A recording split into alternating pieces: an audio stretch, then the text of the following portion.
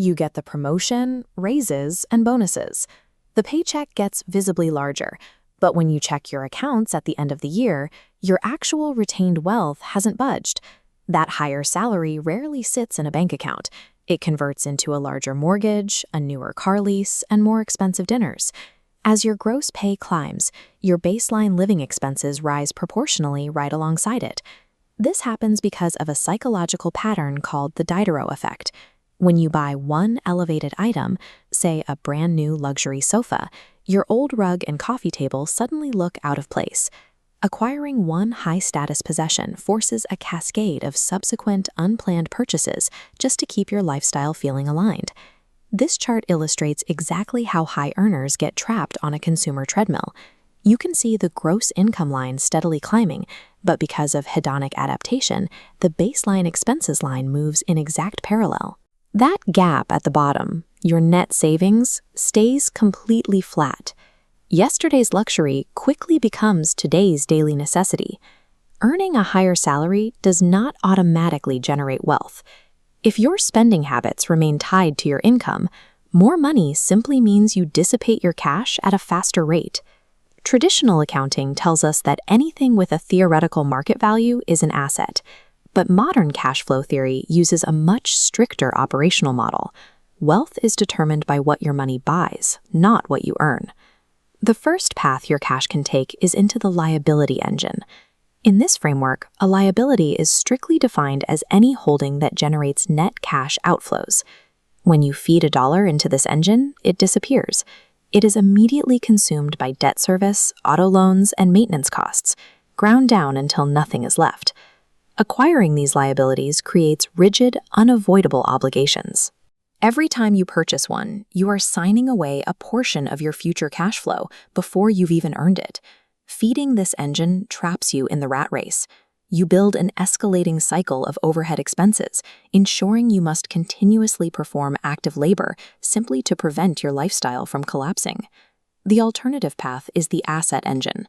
Here, an asset is defined exclusively as a holding that generates positive net cash inflows without requiring your active recurring labor. When you allocate capital, you want to acquire productive assets. As investor Warren Buffett points out, vehicles like operating businesses, commercial real estate, and equities are vastly superior to unproductive holdings or cash because they generate real yields that outpace inflation. Instead of vanishing, a dollar placed into the asset engine goes to work. It produces tangible outputs like quarterly stock dividends, monthly rental income, and steady business profits. We can see the mathematics of this in action on this chart, showing the compounding runway. Investor A starts early at age 20, investing for just 10 years. Investor B starts at age 30, but invests continuously for 35 years. The outputs of their productive assets flow back into the system, multiplying without additional human labor. Looking at the data point here at age 65, Investor A's final balance surpasses $1 million, easily beating Investor B.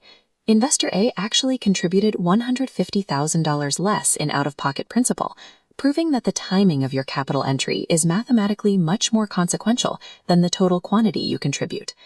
The asset engine uncouples your time from your money. It allows your capital to compound and generate income entirely independent of your physical labor. Let's apply this two-engine framework to the most common goals of the middle class. Do a primary residence and a luxury car actually function as assets? A car has a theoretical resale value, but under cash flow rules, it is a liability. It rapidly depreciates the moment you take ownership, all while actively draining your monthly cash flow through insurance, maintenance, and loan interest. The primary residence is a tougher illusion to break. A house provides shelter and potential equity appreciation, but its structural reality is still a liability. It strictly generates mandatory cash outflows through property taxes, maintenance, and mortgage interest. This gives us a final operational litmus test for capital allocation.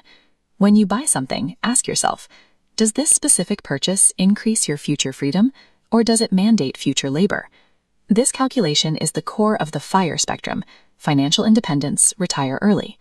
Your financial independence target is simply the mathematical inverse of your lifestyle obligations, typically found by multiplying your annual living expenses by 25. This chart outlines the spectrum.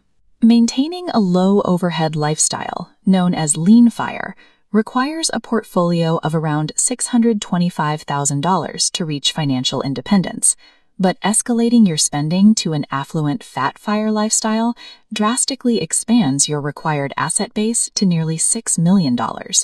True wealth is not measured by the accumulation of status symbols. It is measured by the complete reclamation of your time, achieved through the disciplined mastery of systematic passive cash flow.